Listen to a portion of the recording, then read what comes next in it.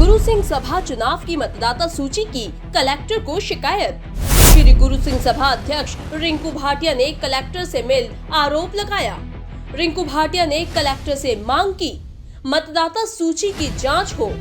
कहा, हमने जो सूची फर्म एंड सोसाइटी को दी उससे अलग सूची प्रकाशित हुई। 500 अपात्र मेंबर्स के नाम फर्जीवाड़ा कर जोड़े।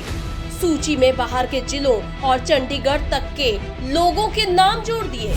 श्री गुरु सिंह सभा ने फर्म एंड सोसाइटी से बायलॉज के मुताबिक गुरुमुखी टेस्ट करने की मांग भी की।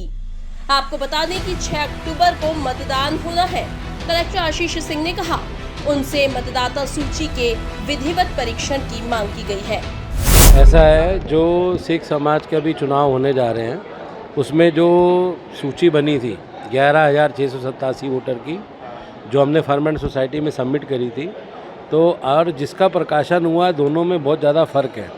तकरीबन 500 वोट की गड़बड़ी जो हम लोगों ने देखी है उसके अंदर है। तो उस विषय में हम उनको अवगत कराने आए थे कि भाई चुनाव प्रक्रिया चालू हो गई है, लेकिन लिस्ट में फ़र्क है। हमने फर्म एंड सोसाइटी में जो लिस्ट दी है और जो लिस्ट का प्रकाशन हुआ है उसमें बहुत ज़्यादा फ़र्क है, इसलिए हम उनको बताने आए थे इस चीज़ को लेकर। उसमें कई वोटर हटा दिए गए हैं, क्योंकि क्या है, पहले लिस्ट जिसको मालूम था कि लिस्ट है उसने अपनी तसल्ली कर ली कि भाई हमारा नाम है, लेकिन जब प्रकाशन हुआ तो नाम हट गया और दूसरा नाम ऐड हो गया। तो वो सारी चीज़ें हम लोगों ने पकड़ी हैं और उसलिए हम अवगत कराएं। हाँ बिल्कुल, उसमें बरहानपुर के नाम है, बड़वा के नाम है, इवन कई नाम तो चंडीगढ़ के निकल गए हैं। तो ये सब हम इस चीज़ में जो टाइम किलिंग हो रहा है हमारा कि लिस्ट गड़बड़ है, अब कौन सी लिस्ट से चुनाव होंगे ये एक दायित्व तय होना चाहिए।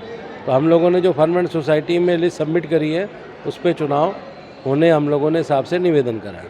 चुनाव अधिकारी को आपने इससे अवगत कराया? बिल्कुल, उनको अवगत करा दिया है, बिल्कुल करा दिया है। कितने सदस्य ऐसे पाए गए हैं जो तकरीबन 500। ये चुनाव रहत मर्यादा सिक्खी के ऊपर आधारित है कि ऐतिहासिक स्थान है, गुरु नानक देव जी का चरण छो प्राप्त, उसमें कैसा सेवादार बैठना चाहिए, जिसको गुरुमुखी पढ़ना लिखना बोलना आना चाहिए।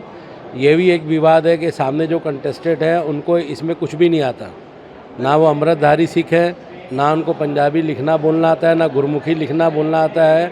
वो कंटेस्ट कर रहे हैं और हमारे क्लॉज में धारा 20 में ये क्लियर लिखा गया है कि रहत मर्यादा वाला अमृतधारी सिख जो गुरुमुखी पढ़ना लिखना जानता हो वो कंटेस्ट कर सकता है। और जो कंटेस्टेंट हैं वो दोनों इसमें फिट नहीं बैठ रहे, चाहे वो मुख्य सेवादार के लिए एज प्रेसिडेंट और एज सेक्रेटरी महासचिव के लिए जो खड़े हुए हैं वो दोनों उस नॉर्म्स में फिट नहीं है। तो हम लोगों ने ये मुद्दा भी उठा के फर्म एंड सोसाइटी में दिया है कि इनका एक कमेटी बना के गुरुमुखी का टेस्ट होना चाहिए कि इनको गुरुमुखी पढ़ना लिखना आता है नहीं आता है, अमृतधारी सिख है, अपने बाल तो नहीं काटते, रोमों की बेदबी नहीं करते, ये सारी चीज़ें हैं, गुटखा तंबाकू नहीं खाते। तो ये सारी चीज़ लिख के दी है कि रहत मर्यादा में चुनाव हो। चुनाव तो देखिए होने, हम उसके लिए तो मना ही नहीं कर रहे, लेकिन हर चीज़ एक सिस्टम से हो ये हम चाहते हैं। हमने तो बना के दे दी है ना 11,687 की, हमने तो सबमिट कर दी है, लेकिन प्रकाशन दूसरी सूची का कर दिया है। वो प्रकाशन अब जो चुनाव अधिकारी अकाल तख्त साहब ने बनाया है सरदार हरप्रीत सिंह बख्शी जी को, उन्होंने उसका प्रकाशन करा। नहीं देखिए, अब इसको आरोप प्रत्यारोप के दौर तो चुनाव में आप जानते हैं कि समय ख़राब करने के लिए चलता रहता है कि सामने वाली टीम कैंपेनिंग ना कर पाए, वो इसी डर में रहे कि 10-20 वोट 50 वोट से हार जीत होती है समाज के चुनाव में। 11,000 वोटर है, 80% वोटर पड़ेंगे तो 8,000-9,000 वोट ही पड़ेगा।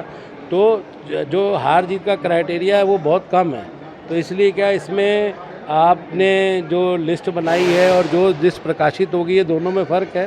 तो हम इस चीज़ को लेके अपना हरप्रीत सिंह बख्शी जी से भी बोला है कि आप इस चीज़ पे गौर करें और माननीय कलेक्टर साहब जी के संज्ञान में भी लाए हैं, क्योंकि अल्टीमेट शासन प्रशासन के नॉलेज में ही चुनाव होंगे ना, तो उसके लिए उसकी अच्छी व्यवस्था हो, उसको हम रिक्वेस्ट करने आए थे। और देखिए, उनके द्वारा फर्म एंड सोसाइटी के माध्यम से जो चुनाव संचालित हो रहे हैं उस संबंध में मुलाकात करी गई है और जो भी उसमें नियम कानून हैं उन्हीं के तहत सारी की सारी कार्रवाई पूर्ण करी जाएगी, ये आश्वासन उनको प्रदान किया गया। जी हाँ, उनके द्वारा उनका कहना है कि विधिवत परीक्षण के बाद ही सूची फाइनल करी जाए और इसके अलावा जो नॉमिनेशन है उनके लिए भी कुछ क्राइटेरिया होता है। तो जो भी, जैसा मैंने बताया कि फर्म एंड सोसाइटी के द्वारा जो भी विधि अनुसार निराकरण है वही किया जाएगा।